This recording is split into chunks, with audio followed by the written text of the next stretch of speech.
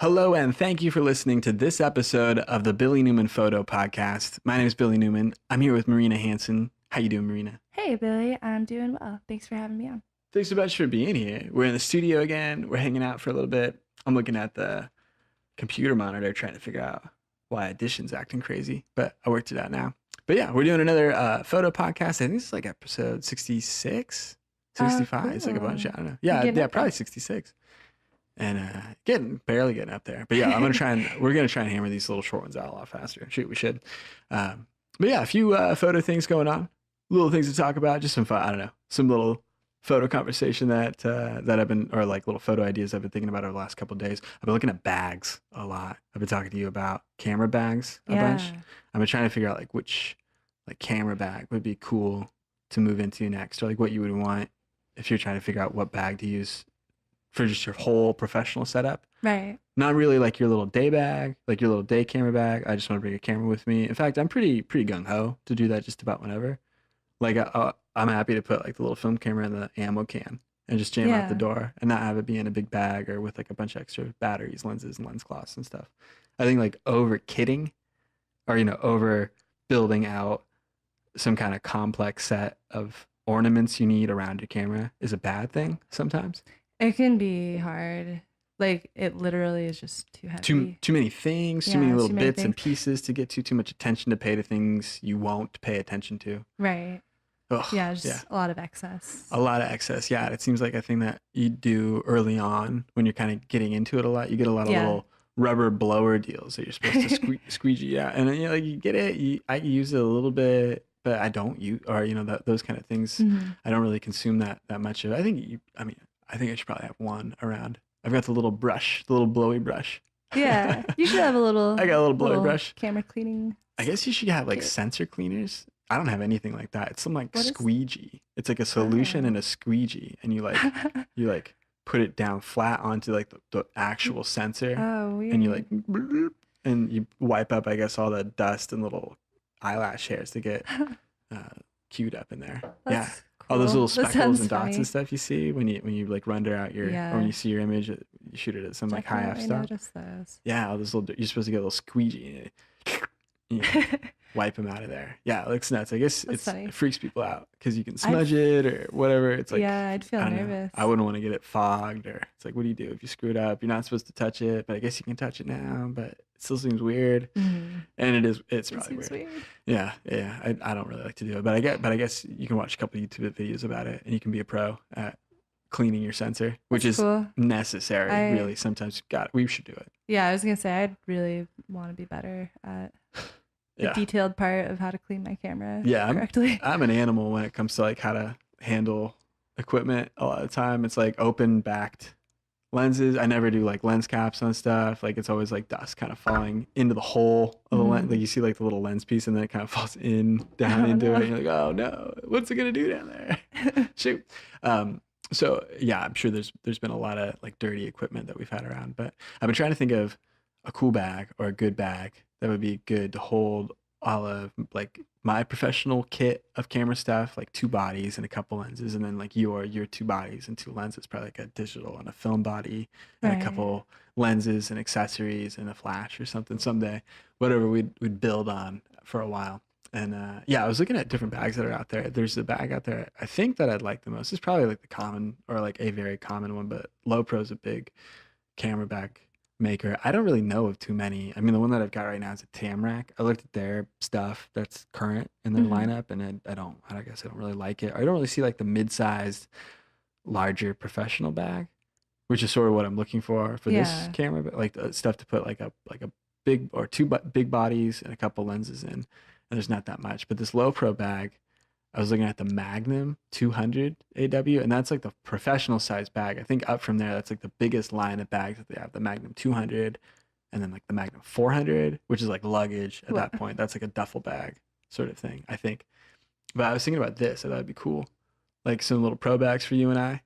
yeah, I like these ones a lot. I think that they look pretty cool. I like the ones that have the zip top, definitely. Yeah, I like the zip top I over noticed, it. or I noticed something that that you brought up when we were talking about it earlier. which is like a lot of the bags that just have the flap over and Right. buckle. Yeah. I don't like that style. I guess if it was, I don't know. I just can't picture that ever being good. Really, is how I feel. But Yeah. yeah, I like If these ones that yeah. zip much more. Yeah, I like the zipped ones too. I mean, if you notice with yours that you had the D7000 in for a long time, that's a low pro Yeah, bag. It's probably similar in a lot of ways, but it's the overflap thing. But you yeah, notice too, it's it got does that zip zip around. though. And I think Yeah, all of the low pro bags have the the close zip. the compartment up now. It's time to close it. That's nice. Um, I like not worrying about the bag moving but around when it's closed up. many of them though are messenger bag style, where it's just that long flap that swings over the top and buckles. And it's I guess secure, but it's but Not not for if what I'm doing. it's sideways. Yeah. Yeah, that's how I feel about about that stuff a lot too. So yeah, I want something that's like it's like luggage to contain everything when I'm carrying it around or something. So looking at like the side over here, it looks like it's fine sized to carry with you. It seems like it's a shoulder bag. It's not like a big backpack thing. So I Yeah. was trying to think of something that's like the big new pro bag. I'm into other ideas. I've looked at like a couple other photographers, what they do. I see a lot of people either go with like think tank. I see that and like the whatever high-end pro branding stuff that gets thrown back and forth. I see a lot of people go with just some canvas duffel bag that's about the right size. Oh, They interesting. just get whatever they get, which is like unmarked. And I get the value of that. I guess like travel guys do that Mhm. to just have a tan colored bag that's unmarked. Yeah, And it's not like an equipment bag or a luggage bag as much. It's just sure. sort of a satchel sort of thing. So it's like less descript. And I guess that benefits them for whatever reasons, obvious reasons. Um, and then what you do a lot of the time is you can get that like the foam inserts, like the way that you see camera bags Right. built. You can just get that piece that kind of unzips, and then Yeah. you have that sort of foam frame to put two lenses and a body in or something. And I guess that works for a lot of folks. Is they just put that And block in the bag, and then it's a camera bag essentially. So yeah. it probably works for a few people. I think it kind of metal or like I feel like um it'd really have to be the right bag yeah, that's something for I it to be want to better. do, but it's not something I need to do right now. Mhm. Or like I want to try and get just some kind of nice clean way to like put away everything or have everything kind of organized and set up to do some stuff. And then if we just do like a quick hike or something and I want to bring just a camera and a lens with me, then I got a small little side bag to carry that stuff in. Yeah. And I really like that bag. I work with that one all the time, and it holds quite a bit. Like it can hold everything you would want to carry with you. Yeah. Uh, I borrowed that bag the other day. I fit my camera with a big lens on it and then two smaller lenses in it. yeah, and really And my just hat. fine. Yeah, a little hat. It fit in there. I put my coffee in the front every day. Yeah. Yeah, that little front So part's nice too. yeah, I dig kind of walking around and have a small kit, and I like that part a lot, having something that's lighter and more It efficient. fits So around your body really nicely. I noticed yeah, that lighter, softer one. yeah. So I see a universe where like both exist I to be definitely pretty think usable. so. I think having one that you can wear for a long time is important to have. Like I think for the wedding photography stuff that we did this summer, it was really nice being able to carry that around and have just something that was small and that Yeah, was like I could be on that. soft form against my body instead of the big hard ones Yeah, that end up being heavier because you put more in them yeah. because you're supposed to Oh man, and you yeah. it should, More pain. but those end up being heavy and hard to carry around Oh yeah, they if you're definitely doing do. something like a wedding or a shoot where you're on your feet for a few hours. It's a lot of weight, and it's It's a like lot to I've carry. noticed. I And I mean, bet, like I yeah, throw just my with the stuff you do, you backpack. walk around Yeah, a bunch yeah, with your yeah, bag. yeah. I get little muscle cramps in my shoulders just because of the Oh, bag, the yeah. silly pound and a half of camera hanging on the Man. right side of my arm all day. Yeah, that's a really weird part of it that I don't ever think about really until after it happens. But I noticed Oh that with the yeah, wedding, like with that last yeah. wedding that we did, and when I was carrying the Sore, bag more, I hip was like, oh sore, my neck God, I'm sore. so sore Yeah. after just taking photos for the day. But yeah, So silly. it's weird how your body just gets thrown off Yeah, and sore from carrying something on one side of you. yeah. It took me a few weeks to get in like shape for it when I was doing this job of whatever it was Yeah. to walk around and just whatever kind of things that wear on you in that. Like, it took a few weeks to get used to it and sort of get trained up on like how to walk through that much, or Yeah. like you're just like tired after a bit of it because you're like, oh man, this is like way different. All the little pieces and stuff you do. It's Yeah. weird what changes.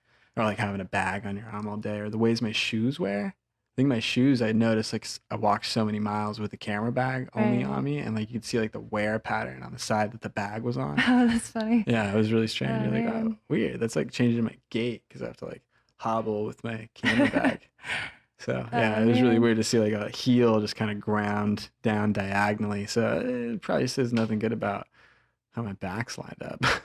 It's probably Yeah, you need a need to massage, need to go. I need to chiropractor figure visit. that out. Yeah. But yeah, I like those softer bags for when you're gonna wear it for a while or if you're gonna like do a little Yeah. hike or something. But I think that it's really useful and important, especially for like the travel stuff that we like to Oh do. yeah. I think that having a good case that can hold a number of things that is like Yeah. a hard-sided, hard-bottomed case is really important and useful if you're gonna have something That's what I'm that's out going for. in and out of your truck a lot. I want something that's like That's yeah, going to sturdy. be camping with you or backpacking with you, even. I don't know if you backpack with this.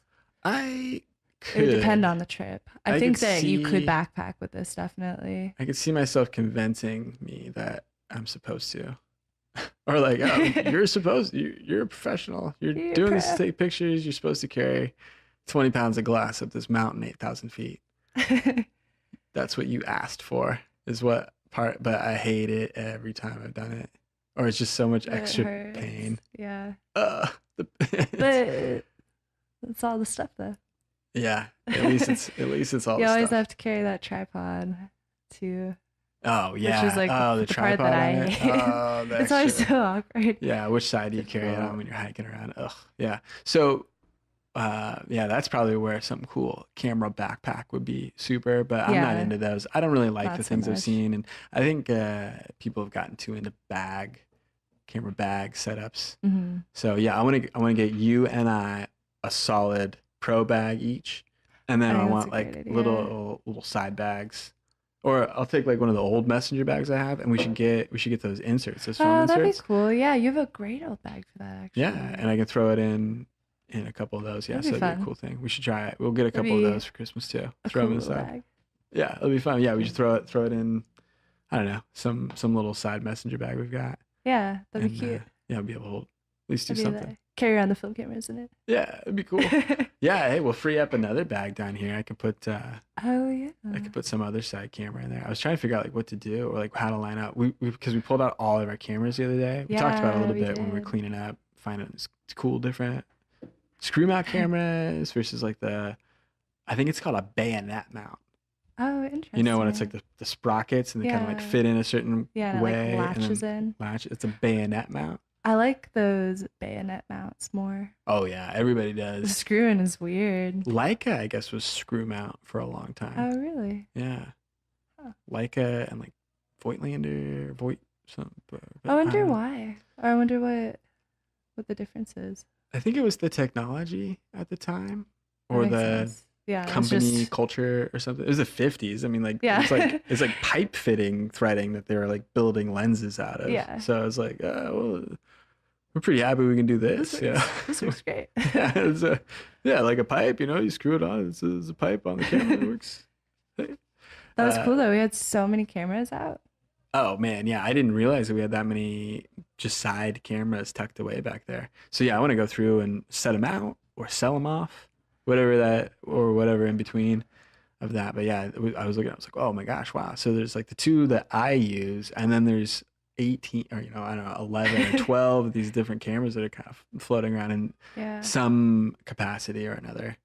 I don't even think we pulled them all out either. Like I I have a think there were a D1 few back that there. were still left All the tucked silly little away. point and shoots, those Yeah, I didn't was come gonna out at say all. all of the little point and shoots, all the little like the Yeah. swan Just and talking about all SLRs those that have been things. sort of strangely collected over a couple of years.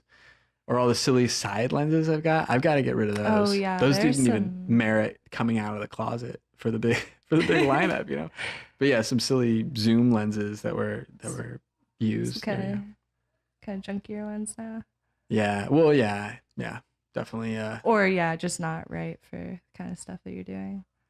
Yeah, not Few right. of Yeah, those. not right. Used better stuff out there. So yeah, you got to focus on the nice parts of of what to use about an old film camera, and like Yeah, junky definitely. old Vivitar lenses You aren't don't need really to what hold it's on to for. that. Yeah, you got to go for the classic part. So yeah, I need to dump that stuff. It's just a lot of weight to carry around in your house, even. I mean, It wherever is, that there's yeah. like a lot of Little closet boxes in the space. closet. Yeah, yeah. I want to try and clear some of that stuff out with you. Me Maybe we too. could get a couple The bucks. We could list some lenses for $10 a piece or something, and I bet, yeah, you can move some lenses that way. yeah, you know, I They're mean, worth $10. yeah, that's a yeah, garage sale or thrift store Yeah, price is sort of what I yeah. was thinking, which is That's what what I they was thinking are. These too. aren't high value lenses. Right. But, well, I mean, we could look. I think they're just weird off market lenses. So Hmm. what, whatever. Hey, you know. But shoot, yeah, it was cool though looking at like all of that big It lineup of was, stuff. yeah. It makes me want to, like we were kind of talking about, it makes me want to sort of like sort down to just the best stuff and kind of clean that up and get that I want to in do its that. little Yeah, kit for yeah, use.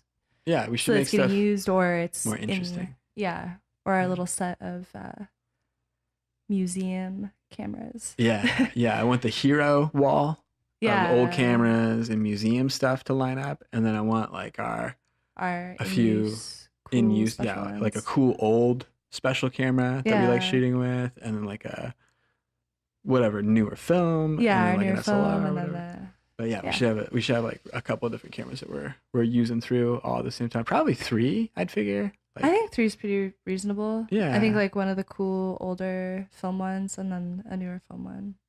And then, yeah, I mean, older what you just film, said, newer but film, yeah, and then a pro nice digital. digital. Yeah, I think it's Oh, it cool. sounds It's tough. fun. So hard. I got It's too many cool cameras to shoot with. that you get different photos from all of them too. No, it is a I like different that type of part of it. craft in each of those. Yeah, and that's where I wish that I could experience like a rangefinder. Like I wish I could just jump into a Oh Leica yeah. or some cool camera like that. Hmm. I think I was looking around today and like yeah, there's probably a lot of stuff out there that's much cheaper, but like the kind of that like we're talking about the nice part of it that you Yeah. kind of want to get into. That's like $1,300 or something. You know, it's whatever the price of everything that's expensive all Yeah. the time is. But I want to try and shoot with like a cool old rangefinder and cool glass. You know, that'd be like a cool different kind of experience than the manual focus training that we Yeah, do that would now. be neat. Rangefinders are their own game altogether. I don't know anything about. I don't know anything about. I don't know what it means to find your range. I think I kind of get it, but I don't think I really know. And I'm a photographer. I should know a little bit. At least I say I'm a photographer.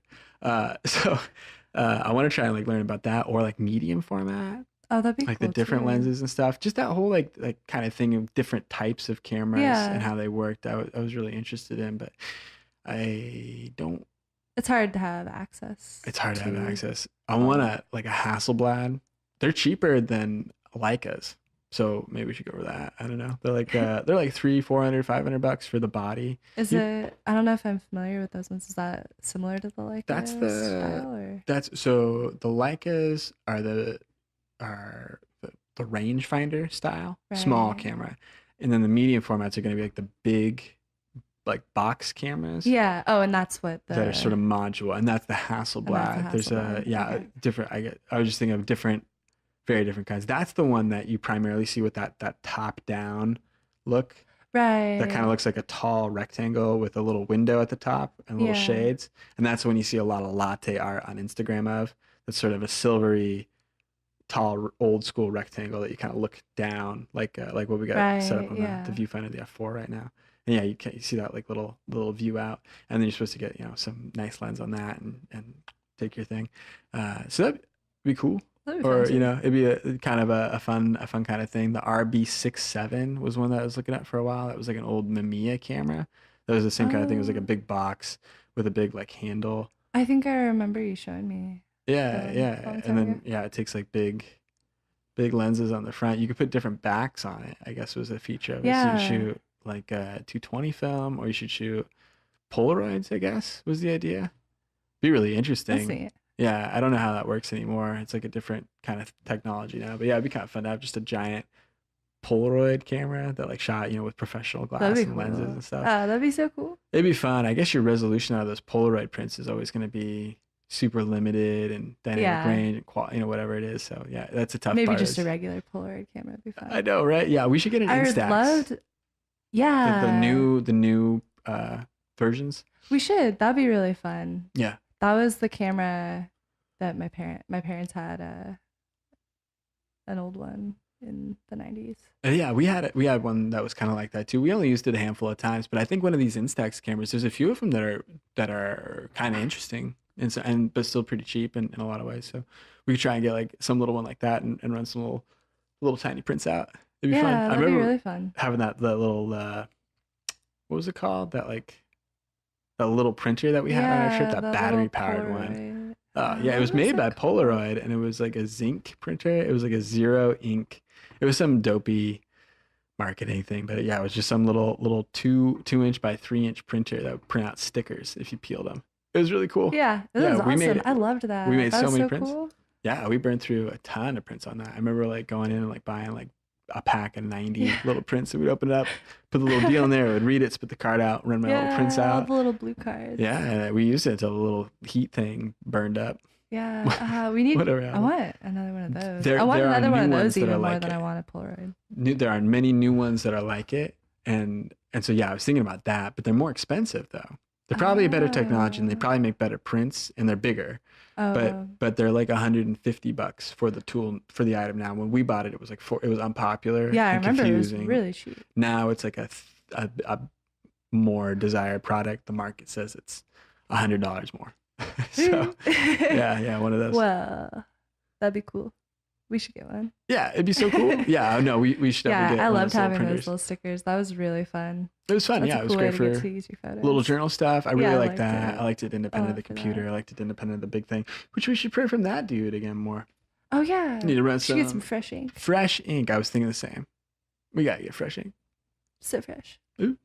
So I think that probably wraps up most of this episode of the Billy Newman Photo Podcast. We did a solid 22 minutes, Marina. Hey, Nice job. nice work, Billy. I appreciate it very much. So, on behalf of Marina Hansen, my name is Billy Newman, and thank you all very much for listening to this episode of the Billy Newman Photo Podcast.